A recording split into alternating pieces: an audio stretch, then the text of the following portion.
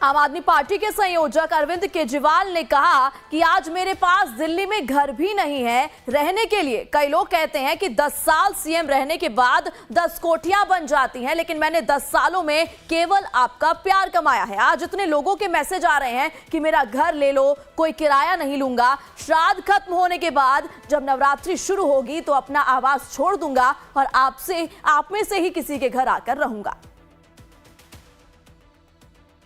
आज मैं बहुत दुखी हूं, आज मेरी आत्मा पीड़ित है, मैं अंदर से बहुत दुखी हूं और इसीलिए मैंने इस्तीफा दिया। मैंने अपनी जिंदगी में केवल इज्जत कमाई है, मैंने अपनी जिंदगी में केवल ईमानदारी कमाई है। मेरे बैंक में कोई पैसा नहीं है, मेरी पार्टी के बैंक में कोई पैसा नहीं है, मैंने केवल इज्जत कमाई है। आज 10 साल के बाद जब मैंने इस्तीफा दिया है, थोड़े दिन में मैं सीएम का बंगला छोड़ दूंगा।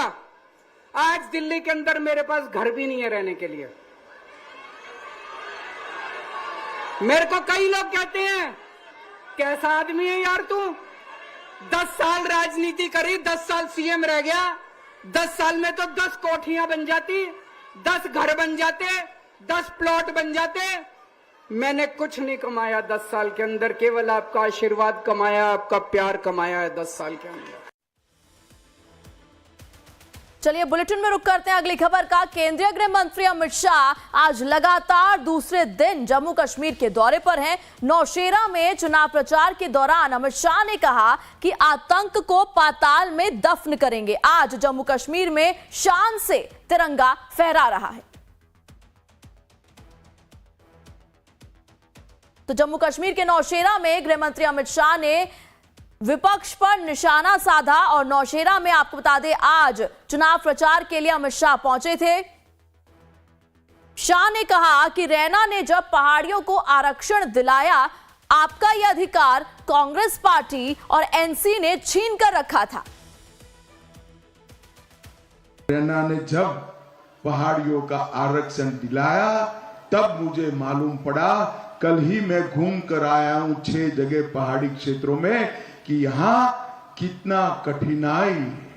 और भाइयों बहनों, आपका ये अधिकार 70 साल तक किसने छीन कर रखा था? ये कांग्रेस पार्टी और एनसी ने, ये पीडीपी ने छीन कर रखा था। पहाड़ियों को आरक्षण नहीं देने का इनका फैसला। मोदी जी ने तय किया कि कांग्रेस को जो कहना है वो करे, एनसी को जो करना है वो करे। हम पहाड़ियों को आरक्षण देंगे और देंगे।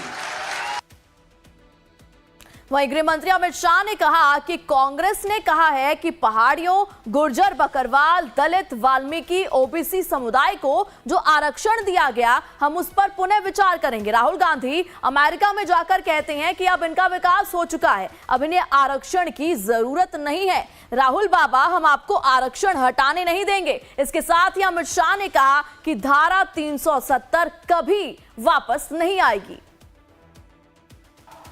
कांग्रेस एनसी का एजेंडा क्या है? उन्होंने कहा है कि जो आरक्षण दिया गया है, गुर्जर, बकरवाल, पहाड़ी, वाल्मीकि, दलित, ओबीसी, ये पूरे आरक्षण पर हम पुनः विचार करेंगे। राहुल गांधी अमेरिका में जाकर कहते अब इनका विकास हो चुका है, इनको आरक्षण की जरूरत नहीं है। राहुल बाबा, आप और उमर उल्टा होकर सीधा हो जाओ, आरक्षण रहेगा। हम आपको हटाने नहीं देंगे। भाइयों बहनों, मुझे बताओ, धारा 370 गई, अच्छा हुआ या बुरा हुआ? अरे जोर से बोलो, अच्छा हुआ या बुरा हुआ? फारूक अब्दुल्ला कहते हैं हम धारा 370 वापिस लाएंगे। अरे अब्दुल्ला साहब, 3 पीढ़ियां चली गई और 3 ला दो, अब धारा 370 कोई वापिस नहीं। वहीं शाह ने विपक्ष पर हमला बोलते हुए कहा कि ये कहते हैं पाकिस्तान से वार्ता करो, लेकिन हम जब तक आतंकवाद को खत्म नहीं करते, समाप्त नहीं होता आतंकवाद, तब तक पाकिस्तान से बात करने के पक्ष में नहीं है। क्या कहा अमित शाह ने, सुनिए। ये कहते हैं पाकिस्तान के साथ वार्ता करो। फारूक साहब, राहुल बाबा, हम पाकिस्तान से वार्ता नहीं करेंगे। हम जब तक आतंकवाद समाप्त नहीं होता है, पाकिस्तान से वार्ता करने के पक्ष में नहीं है। अगर बात करनी है तो मेरे नौसेना के शेरों के साथ बात करेंगे, पाकिस्तान के साथ नहीं करेंगे। एलओसी का ट्रेन शुरू करना चाहते हैं, ये आतंकवादियों को फिर से जेलों से मुक्त करना चाहते हैं। भाइयों बहनों, पत्थरबाज जेलों में है, आतंकवादी जेलों में है, और एक फारूक अब्दुल्ला यहां आकर पीर पंजाल की इसी ओर जम्मू की पहाड़ियों में रजौरी पूंछ डोडा में कहते हैं कि यहां आतंकवाद फैल जाएगा। मैं आपको बताता हूं नौसेना वालों, फारूक साहब की जो इच्छा है वो छोड़ दो। नरेंद्र मोदी सरकार है, आतंकवाद को पाताल जितना गहरा दफनाने का काम ये भारतीय जनता पार्टी। इसके अलावा नौशेरा में अमित शाह ने बड़ा दावा भी किया। शाह ने कहा कि यहां एनसी और कांग्रेस की सरकार नहीं बन रही है। भाइयों बहनों, पहला चरण समाप्त हो चुका है। परिणाम जानना है क्या? जानना है? अरे जोर से बोलो तो बताओ, ऐसे नहीं जानना है क्या? तो देखो भाई, ये ठाकुर द्वारा मंदिर की दीवारों पर लिखा हुआ मैं पढ़ पाता हूं कि एनसी कांग्रेस की सरकार यहां नहीं बन रही है। सुपड़ा साफ। मैं कल पहाड़ी क्षेत्र में हमारे मुसलमान पहाड़ी भाइयों बहनों के साथ जाकर आया हूं, वहां पर भी एनसी का सुपड़ा साफ हो रहा है।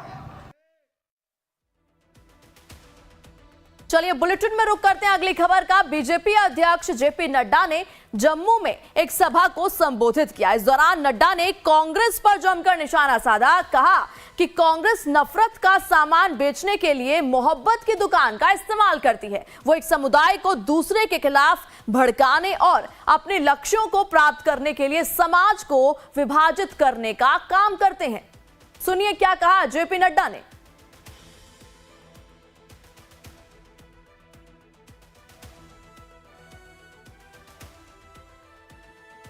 मैं यहां आपको ये बताना चाहता हूं कि ये लोग किस तरीके से लोगों को शब्द जाल में फैलाकर और जिसे हम कहते हैं कि मोहब्बत की दुकान के नाम पर नफरत का सामान बेचने का काम करते हैं।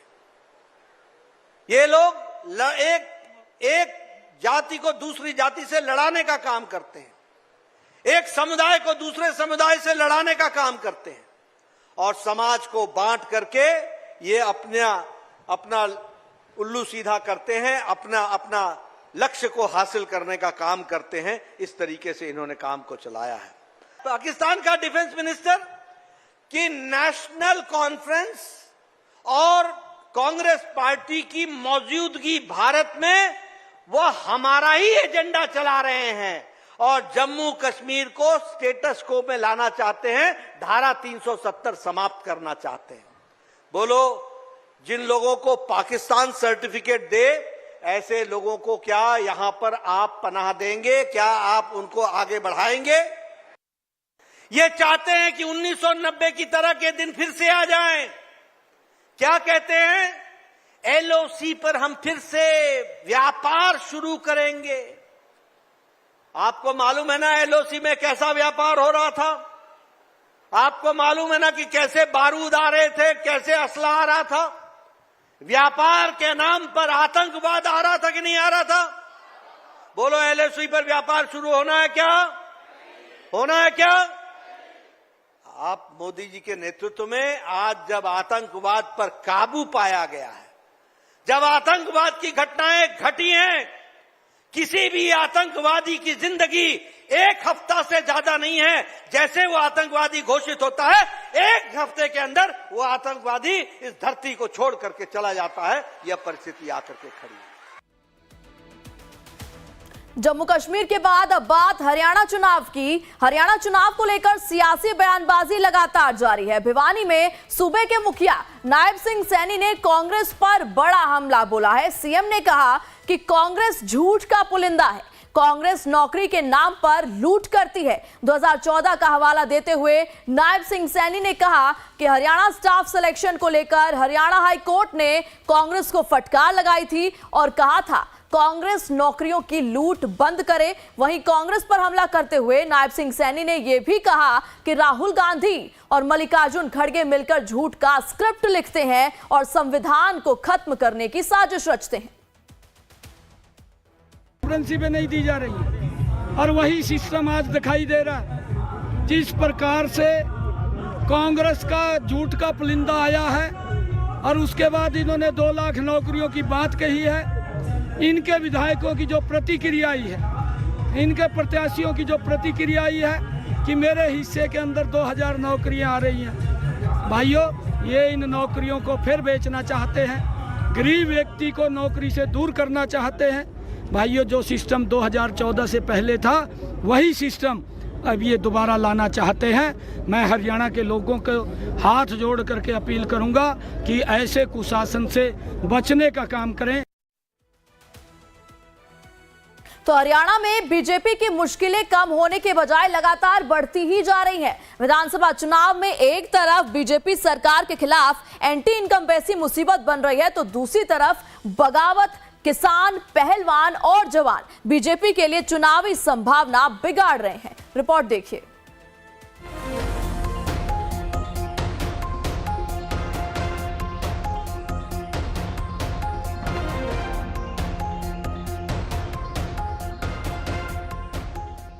बीजेपी एक बार फिर से हरियाणा में कमल खिलाने की जुगत में लगी है। सरकार के खिलाफ एंटी इनकम्बेंसी खत्म करने के लिए पार्टी ने हरियाणा में एक बड़ा नेतृत्व परिवर्तन किया है। पार्टी ने चुनाव से 5 महीने पहले हरियाणा के सीएम मनोहर लाल खट्टर की जगह नायब सिंह सैनी को कुर्सी पर बैठा दिया। मुख्यमंत्री के तौर पर सैनी बेहद कम लोकप्रिय चेहरा है, लेकिन जाति से प्रासंगिक सैनी जाति समुदाय को अपने पाले में खींचने की क्षमता रखते हैं। लेकिन इस सब के बावजूद सरकार के खिलाफ सत्ता विरोधी लहर खत्म नहीं हो पा रही है। जाटलैंड में तो बीजेपी का जबरदस्त मुखालफत हो रहा है। ऐसे में बीजेपी को उम्मीद सिर्फ जीटी रोड के किनारे बसे 39 विधानसभा क्षेत्र से है। हरियाणा चुनाव में भारतीय जनता पार्टी का कैंपेन कई तरह के विरोध के साथ शुरू हुआ है। अन्य राज्यों की बजाय हरियाणा में बीजेपी केंद्रीय नेतृत्व का कैंपेन न के बराबर है। बावजूद इसके बीजेपी का दावा है कि जीत पार्टी की ही होगी। भारतीय जनता पार्टी वहाँ पूरी ताकत से लड़ रही है। हम हैट्रिक मारेंगे, वहाँ हम फिर से चुनाव जीतेंगे। हमारा कैंपेन अच्छी स्थिति में चल रहा है। प्रधानमंत्री जी की सभा हुई है और भी कार्यक्रम वहाँ हो रहे हैं।